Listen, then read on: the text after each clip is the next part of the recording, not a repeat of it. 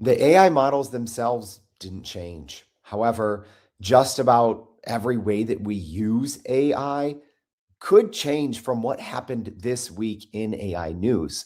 I mean, OpenAI is going to be rolling out ads on their platform. Google partnered with Apple now officially. They changed the way that Gemini works, and Claude Cowork could be the biggest change in all of this in terms of how we use large language models. So, if you missed anything this week, don't worry, we're going to be catching you up on this week's edition of the AI News That Matters on Everyday AI. What's going on, y'all? Welcome to Everyday AI. My name's Jordan Wilson. And if you're new here, well, Everyday AI, it's every day. It's a daily live stream podcast and free daily newsletter, helping everyday business leaders like you and me not just keep up with what's happening in the world of AI, but how we can make sense of it to grow our companies and our careers. So if you're like me, trying to keep up and trying to get ahead, well, it starts here. But to take it to the next level, make sure you go to our website at youreverydayai.com. Sign up for that free daily newsletter where we're going to be recapping not just these stories, but everything else that's happening in AI today. And that's how you get ahead to grow your company and your career. All right. And FYI, our inner circle is live, as well as our free Prime Prompt Polish course.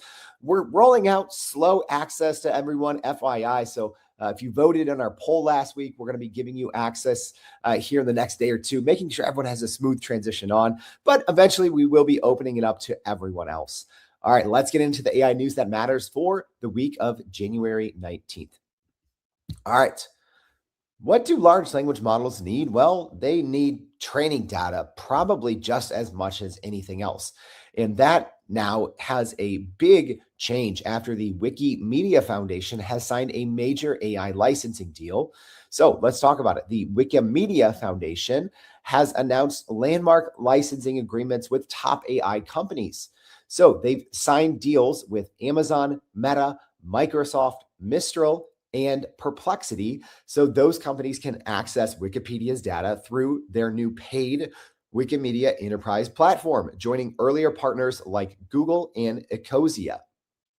So these agreements replace what's been going on, which is just web scraping, right? All these companies scraping the open web with now structured machine readable data delivered via specialized APIs, covering over 65 million articles in more than 300 languages. So the enterprise platforms offers AI companies real-time updates and snapshots of Wikipedia content, helping models stay current with live edits while reducing the need to clean the process of that raw and sometimes dirty and unorganized data. So by formalizing partnerships, Wikimedia aims to offset rising infrastructure costs caused by aggressive AI scrapers, including server maintenance and bandwidth expenses. The deal provides a new revenue stream for the nonprofit, which has seen traditional Wikipedia traffic and donations decline as AI chatbots increasingly summarize its content. This also avoids litigation by treating Wikipedia's factual content as not subject to traditional copyright, provided AI models credit human contributors and do not reproduce text verbatim. So the whole Wikipedia thing is very interesting, right? Because Wikipedia is not creating technically its own new sources of information.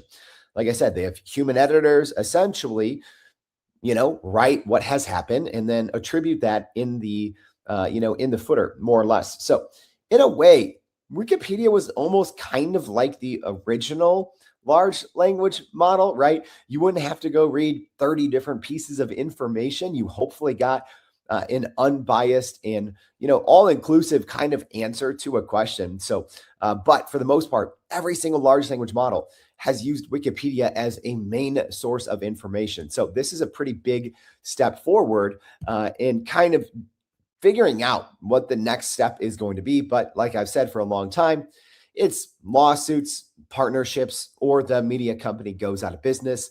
There's really no third option. All right. Our next piece of AI news, we've technically reported on this quite a bit, but now it's officially official. Apple has announced a significant multi-year partnership with Google to power some of Apple's most important AI services, including a more personalized Siri. So they're going to be using Google Gemini's models. And this move marks a pretty big shift in Apple's strategy because before they were trying to do it themselves and they've been trying to do it themselves for, 4+ years. And they've been promoting this Apple intelligence that hasn't worked and they faced many lawsuits. So now they essentially said, hey, Google, we need your help. You're really good. And that's what's going to happen now.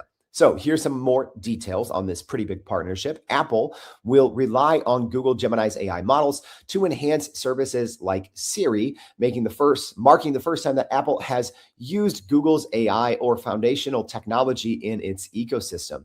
So the partnership was officially announced in a joint statement from both companies, promising innovative new experiences for Apple users. Although we've known about this for at least 2 months or so, right? There's a lot of reporting earlier on back and forth. Is it going to be OpenAI? Is it going to be Anthropic? Is it going to be Google? And then we heard some official reporting 2 months ago that it was going to be Google, but now the companies have confirmed this in the joint statement.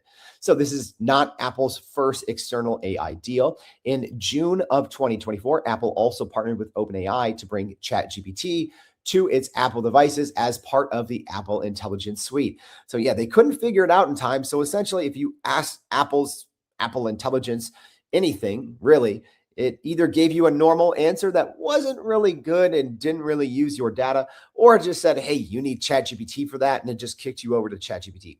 So the financial terms of the Apple-Google deal have not been disclosed, but past agreements between the two firms have been valued in the billions of dollars. Regulatory scrutiny is obviously expected here, as previous deals between Apple and Google, such as the deal where Google reportedly pays tens of billions of dollars a year to be the default search engine on Apple devices. Well, this one is going to also invite some regulatory scrutiny in the US, UK, and EU over potential anti-competitive practices and market dominance. I don't think it has any teeth, though, right? Especially when you look at, you can make the argument, right, that OpenAI is the number one player. Obviously, OpenAI and Google are going 1A and 1B.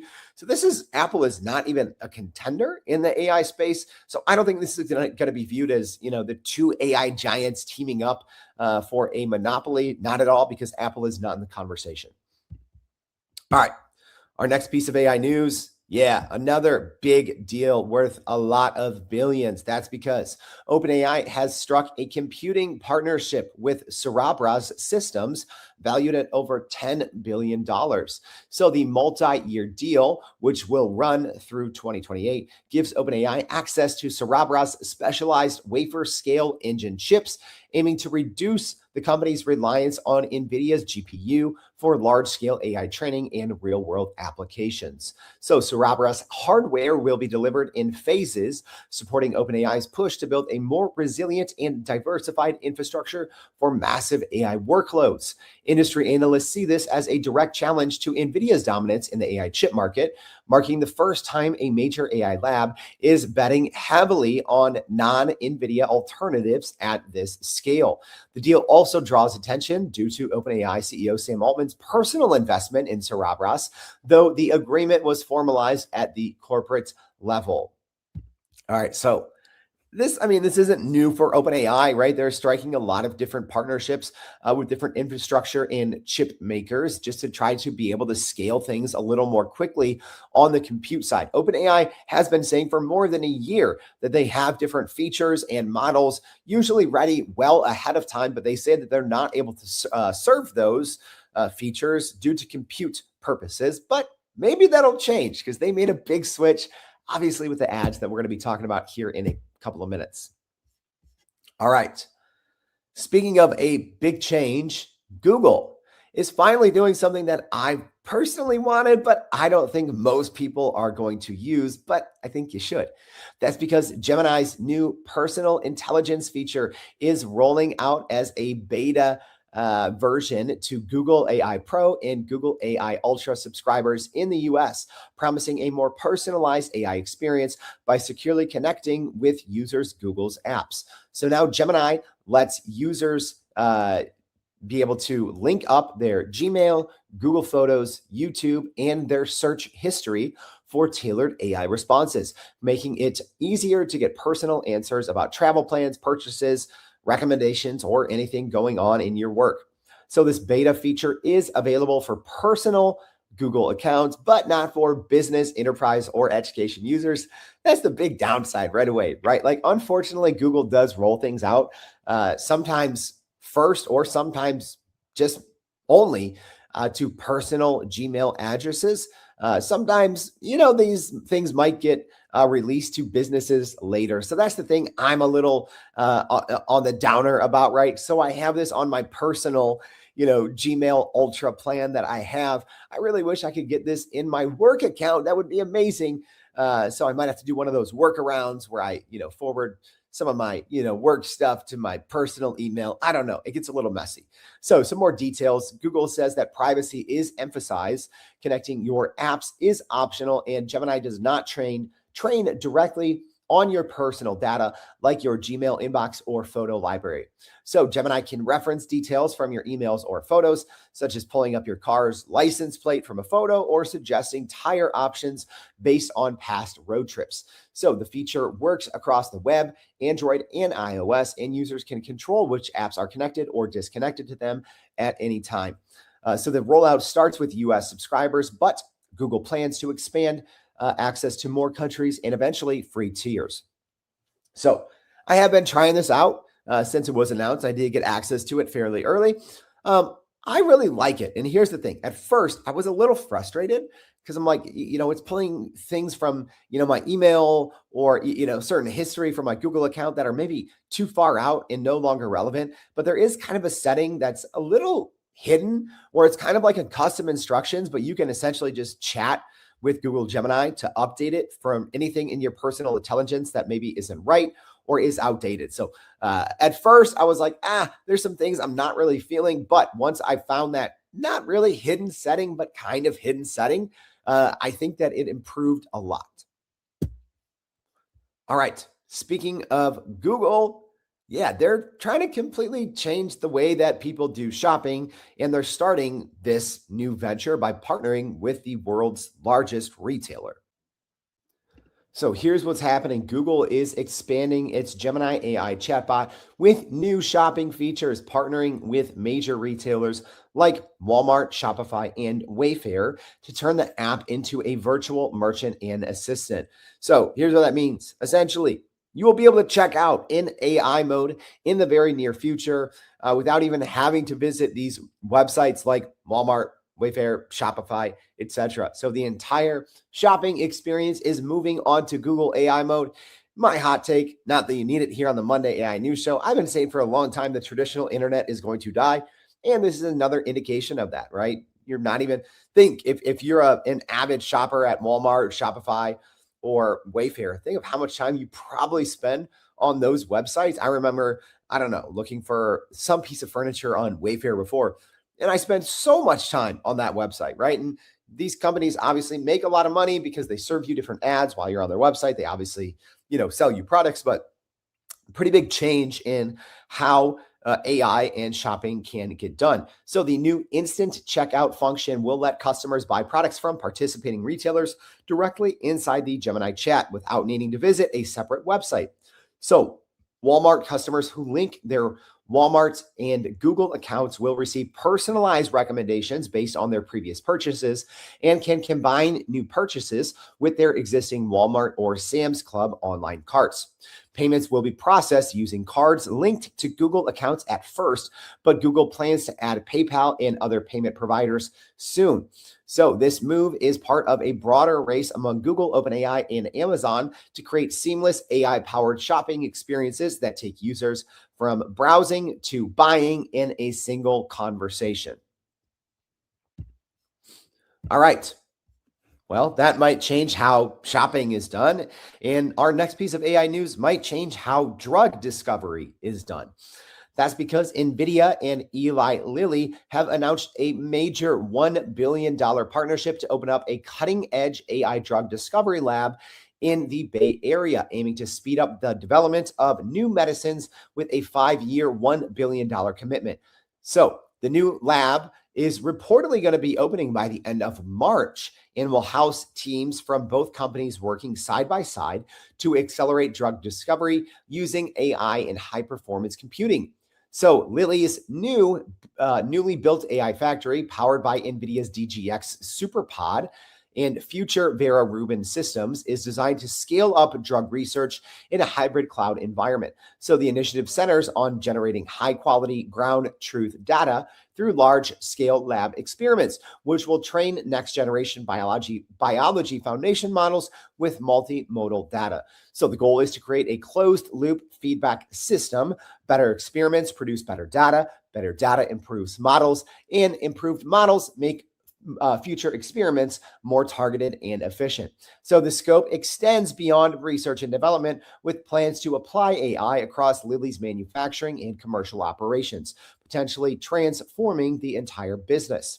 So the partnership builds on Lilly's October announcement of creating the most powerful pharma-owned AI supercomputer, aiming to industrialize drug discovery and development. All right. And this one, even though the ChatGPT ads is the story that grabbed all the headlines and the chatter, this one from Anthropic might be one of the bigger, new AI announcements we've seen in the last year or two. So Anthropic is making headlines with the launch of Claude Cowork, a new AI agent designed to handle everyday computer tasks for non-technical users. So the move is seen as a major step to just bring AI that works the way we do.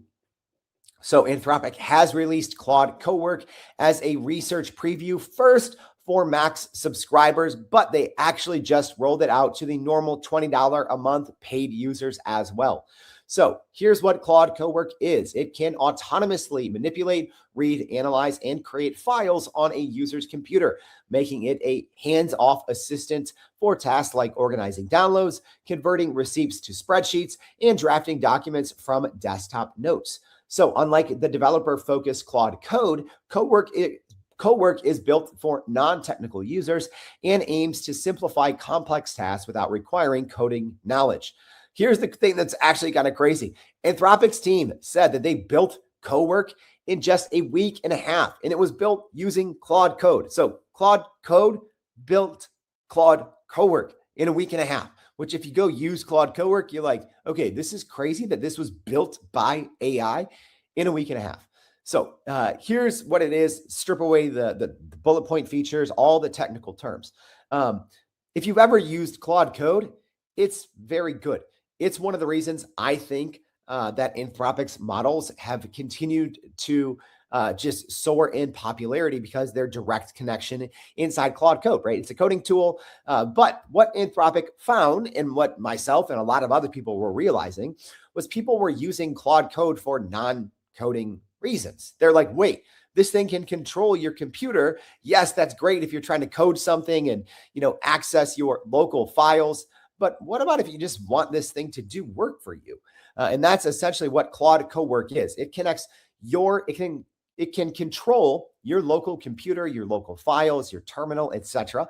It can control your local browser, as well as controlling anything in the this is hard to say, in the cloud from Claude. That one was hard. I don't know why. In the cloud from Anthropic, right? So any of your skills, your information, right, that you have in Claude, combine that with its ability to control your desktop, which is huge, control your browser via a Chrome extension, right? And you have what I think is the first kind of official foray into the future of work. And this is right now available to only Mac users. And we are doing a show on this on Wednesday for our Working Wednesday. FYI, in full transparency, I had to pre-record the show because I'm actually on a little trip right now and feeling a little sick too. Great. You always want to rest and recharge, and then you don't feel the best. However, I did have to record it right before they announced that this was coming out to all pro plans as well. So I think in the show, I probably mentioned that you have to be on the $100 a month max plan, which you did. And then an hour after I was done, they rolled it out to everyone. So if you're on a paid plan and if you have a Mac, because you need Mac because it is a program that you download, and it runs on your computer. So you have to have Mac and at least a Pro plan, and you can use Claude Cowork. So make sure to join us Wednesday as we go over that. All right. In our last big story, at least, OpenAI is bringing ads to ChatGPT, which might sound surprising, but if you listen to this show, I've been saying for many, many months that ChatGPT was rolling out ads. We actually did a pretty, which I thought was a really great show detailing it all, the 9 reasons why ads are coming and you can't do anything about it. And people at the time are like, no, this is never happening. And I'm like, yes, it's absolutely happening. And now we get the official word from OpenAI that yes, it is happening.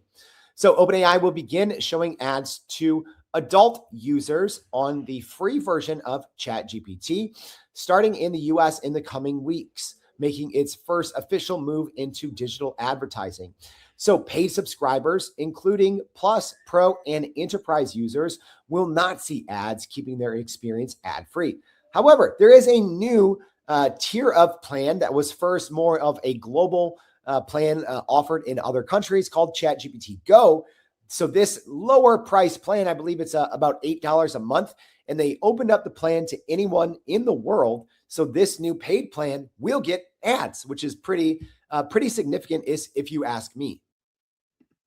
So that newly launched low-cost Go subscription will also include ads for users who are on that plan.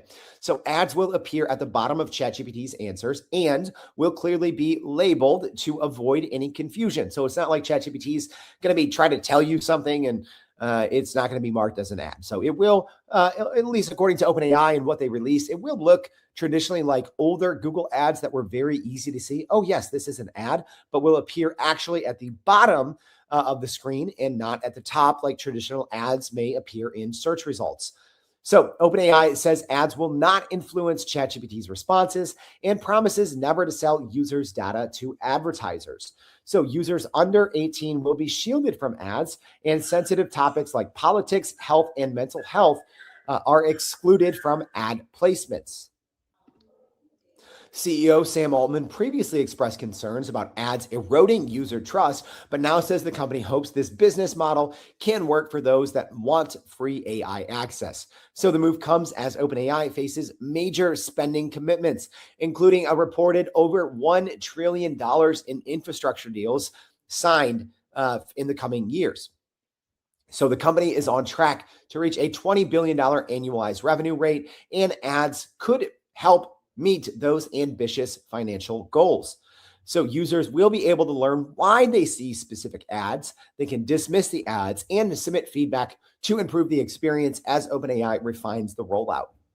Here's the thing. I know a lot of people are going to lose their noodles over this, right? Because OpenAI has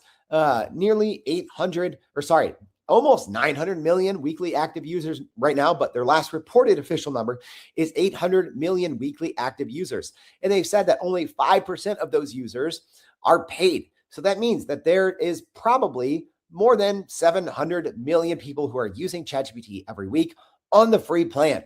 And here's the thing. I don't care what you're talking about. If you're not paying for something, usually that means you are the service, right? Like eventually you're going to have to pay for something in some way, shape, or form. You can even say, oh, well, email's free. Yeah, it is, right? But a lot of free email providers over the years have had to monetize. And what that means is, they change their storage, and you used to get generous storage. And now it's like, oh, if you want to receive an email, essentially you got to go delete everything or start paying us every single month. So this to me is not a surprise. And I think it's obviously the right move from OpenAI. They've given away the world's most powerful intelligence in what I think is one of the best form factors. I think ChatGPT has the best user interface, user experience, and it's not really close. And I think most people will agree with that. That's not like a hot take of any sorts, right? So they have the most users. They have one of the best products, right? They don't have the best models per se anymore, I don't think, right? Yes, I think GPT-5.2 Pro is the absolute best single model, but it is very slow and time consuming. So that's not what most people are going to use. So I think when you talk about day-to-day like daily driver models, I think it's still Gemini 3 Pro and maybe even Claude Opus 4 or 5, depending on what you're using it for. So OpenAI still has traditionally, they kicked off this generative AI phase. They've offered an amazing product for free to hundreds of millions of users. And if these free users want to keep using the best product, it costs a lot of money, right? I've been saying this for a long time. OpenAI CEO Sam Altman has said on a lot of their paid plans, OpenAI loses money. So obviously on the free plans, they lose a ton of money. And just the fact that you could pay $20 a month or nothing and get this level of intelligence is absolutely silly. So I do think that this is the right move, and I'm all on board, right? I'm a little different. I've talked about it a lot over the years on this show. I'm someone that's like, yes, company, take all my data. I don't care. Take my health data, take my financial data. Don't really care, right? As long as it helps me, make better decisions in my life. And as long as at any time I can, kind of click the disconnect or delete button if I have that option, right?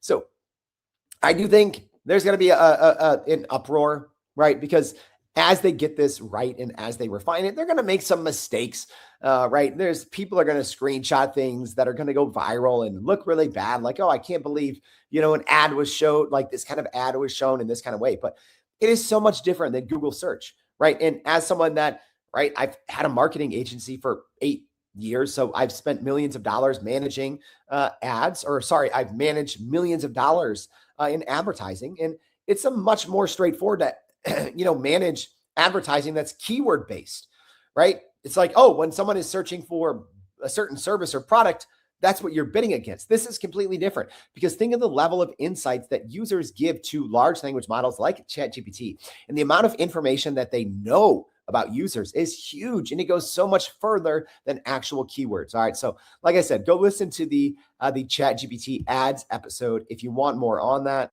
That was episode 641 if you wanted to go check that out.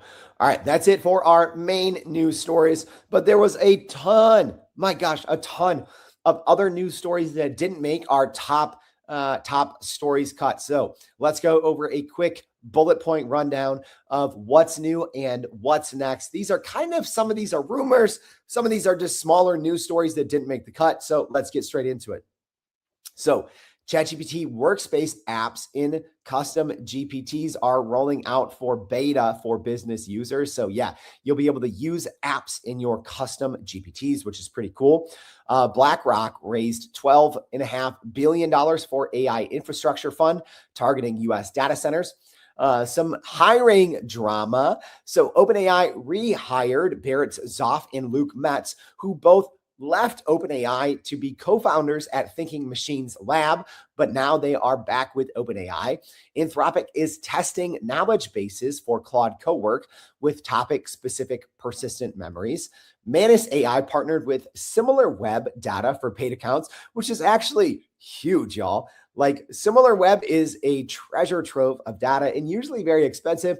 And somehow you now are getting a certain level of that for free if you are on a Manus paid account. Google launched VO3.1 updates. So now you have 9:16 vertical video and 4K options for paid plans. OpenAI will be rolling out ChatGPT Jobs, according to leaks, a career assistant for job search, resume, and advice. OpenAI invested in Merge Labs brain-computer interface company, which their CEO, Sam Altman, is a co-founder in. OpenAI launched ChatGPT Translate to compete directly with Google Translate. Meta launched their Meta Compute initiative to build tens of gigawatts of AI infrastructure. Claude added AI health integrations. Google's anti-gravity is rolling out agent skills. Some new leaks show that Anthropic is testing new widgets for Claude web app, including weather, stocks, sports scores, and places with maps. I like that. OpenAI added that in ChatGPT a couple months ago. Perplexity has had that for a while. Google's been rolling it out. So Anthropic getting on the board there as well. Google released Translate Gemma, their medical model, in an open source way not their medical model, their Translate model that delivers translation in 55 languages. ChatGPT lost access to WhatsApp after Meta enforced their broad AI usage restrictions. So yeah, Meta said, yeah, you can't use WhatsApp anymore, ChatGPT. Some new reports show that Anthropic and OpenAI are getting closer to an IPO. Cursor's team, this was nuts, detailed how they used GPT-5.2 to build an actual working browser. So if you don't know anything about coding or browsers, that's absolutely insane. This thing was 3 million lines of code, and it was actually a working browser that GPT-5.2 built, right? Where normal browsers usually take years and millions of dollars and enormous engineering teams. So yeah, apparently Cursor just used GPT-5.2 and got the job done. Microsoft launched an Elevate for educators to help teachers better use AI. A couple OpenAI things. OpenAI improved ChatGPT's memory and rolled out a better way to remember past chats. They also released GPT-5.2 Codex, enhancing coding abilities for people using those models. They also acquired Torch Health to accelerate ChatGPT Health, which they announced last week, and healthcare AI adoption at large. Salesforce launched AI Slack bot for businesses, enterprise customers as well. I think that'll be huge, right? So many people often with all the Slack messages coming in. So pretty big, I'd say, for this new AI Slack bots project. Sorry, losing my voice here. And then last but not least, Google open sourced their MedGemma 1.5 imaging text model and MedASR medical transcription AI. All right, we covered a ton in this AI news that matters. Remember, we do this almost every single Monday, whether I'm working or not, right? Like here I am on vacation bringing it to you, right? So every single Monday we do our AI news that matters. Make sure to join us Wednesday for our AI at work. We're going to be going over Claude Cowork, and we're dropping 1 or 2 episodes as well of our new Start Here series, helping beginners and advanced users double down on AI at the beginning of 2026. I hope this was helpful. If so, tell someone about this, repost this. If you're listening on LinkedIn, if you're on the podcast, please take like 30 seconds, go ahead, follow the show and leave us a rating. I'd super appreciate that. That's the only way we can keep this thing going. And then go to youreverydayai.com, sign up for that free daily newsletter. Thanks for tuning in. See you back tomorrow and every day for more Everyday AI. Thanks, y'all.